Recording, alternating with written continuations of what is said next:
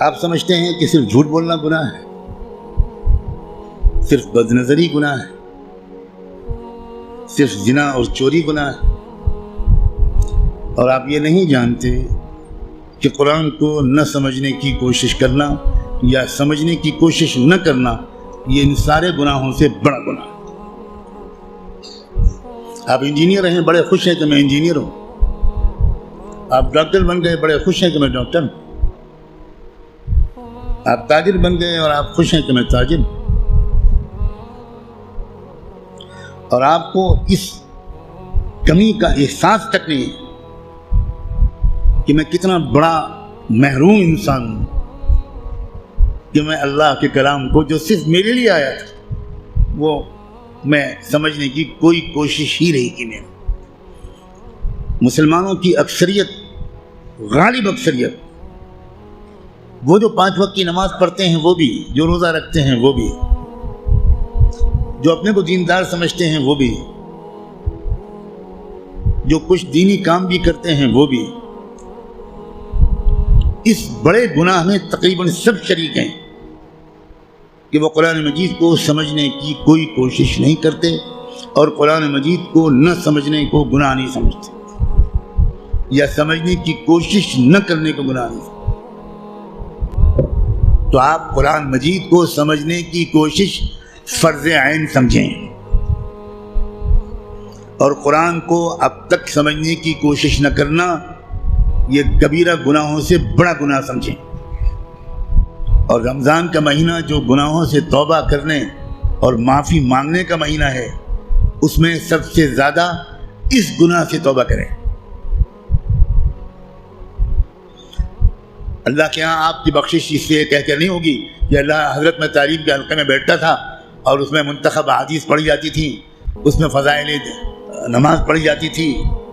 یہ منتخب احادیث اور فضائل نماز اس لیے پڑھی جاتی ہے تاکہ قرآن پڑھنے کا، سمجھنے کا شوق پیدا ہو۔ اور اگر کوئی کتاب قرآن مجید کے سمجھنے کی کوشش کے راستے میں ایک رکاوٹ بنتی ہے تو میں کہنے کی ہمت بھی نہیں کرتا، ضرورت بھی نہیں سمجھتا کہ وہ کتاب یا اس کتاب کو یہ درجہ دینے والا اللہ کے ہاں کدھر کھڑا کیا جائے گا۔ رسول اللہ یہ شکایت کریں گے قیامت کے دن، یہ سن لیجیے، یہ قرآن میں آیا ہے، اور شکایت کیا کریں گے؟ یہ نہیں کہیں گے کہ ان کی ٹوپی 4 کونوں کی نہیں ہوتی تھی، یہ شکایت نہیں کریں گے رسول اللہ مسلمانوں کی جن کی داڑھی چھوٹی تھی۔ رسول اللہ شکایت کیا کریں گے کہ اللہ یہ ہے میری قوم جس نے قرآن کو چھوڑ دیا تھا۔ آپ جس کی شفاعت کی دعائیں کر رہے ہیں وہی آپ کے خلاف اللہ کی عدالت میں مقدمہ دائر کرے گا۔ ہماری عورتیں 100% تقریباً قرآن مجید کو ٹھیک سے شاید پڑھ بھی نہیں پاتی، سمجھنا تو بہت دور کی بات ہے۔ ہم نے کبھی فکر ہی نہیں کی کیا ہو گیا، مجھے کچھ سمجھ میں نہیں آتا۔ قرآن صرف تلاوت کے لیے نہیں آیا ہے۔ اول تو کتنے لوگ سال بھر تلاوت کرتے ہیں وہ آپ خود جانتے ہیں، لیکن میں کہتا ہوں اگر آپ سال کے روزانہ تلاوت بھی کرتے ہیں تو ایک بہت نیک کام آپ ضرور کرتے ہیں، لیکن قرآن کا حق صرف تلاوت سے ادا نہیں ہوگا۔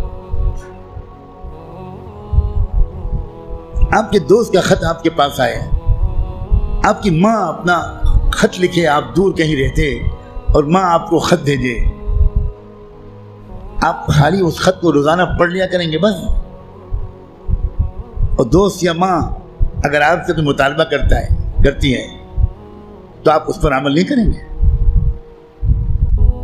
یہی سلوک ہم قرآن کے ساتھ کر رہے ہیں۔ قرآن کیا ہے؟ اللہ کے خطوط کا مجموعہ ہے، لیکن ہم کو کچھ خبر نہیں کہ اللہ نے ہم کو خط میں کیا لکھا ہے۔ آپ کا دوست آپ کو خط لکھے اور آپ اس کو سمجھ نہ پائیں، آپ چین سے سوئیں گے؟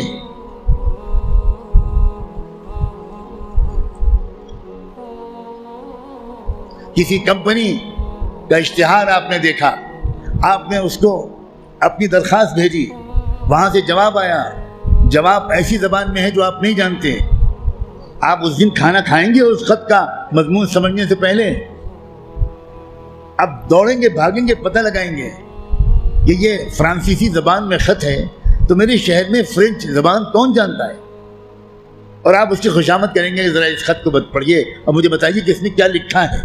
24 گھنٹے نہیں گزرنے دیں گے آپ، اس سے پہلے اس خط کو سمجھنے کی بھرپور کوشش کر لیں گے، اس کا جواب بھی لکھیں گے۔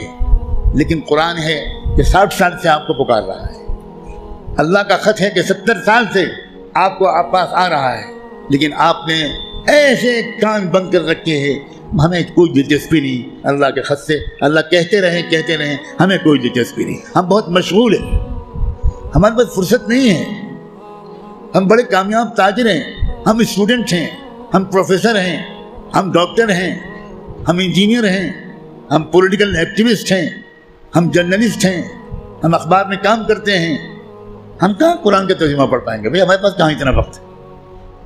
بھوگتے گا ہر وہ انسان، ہر وہ مرد اور عورت جو قرآن مجید کو سمجھنے کی کوئی کوشش نہیں کرتا اور قرآن کے مطابق اپنے آپ کو ڈھالنے کی کوئی سیریس کوشش نہیں کرتا، خون کے آنسو روئے گا وہ شخص، خون کے آنسو روئے گا۔ ایسا شخص تو جب قرآن کی تلاوت کرتا ہے تو قرآن اس پر لعنت بھیجتا رہتا ہے۔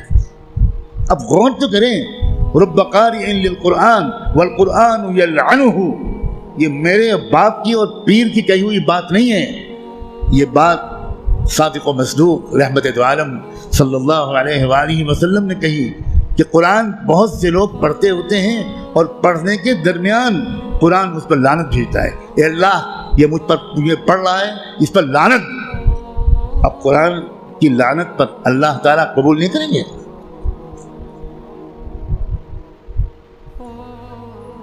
جو توہین قرآن کی ہم نے کی ہے، جو بے عزتی قرآن کی ہم نے کی ہے، اس کے حساب سے ابھی مسلمانوں کی اتنی پٹائی نہیں ہوئی جتنی ہونی چاہیے۔ آپ اتنی پٹائی پر پریشان ہیں، ابھی تو شروع ہوئی ہے پٹائی، پھر دیکھیے گا آئندہ کیا ہوگا۔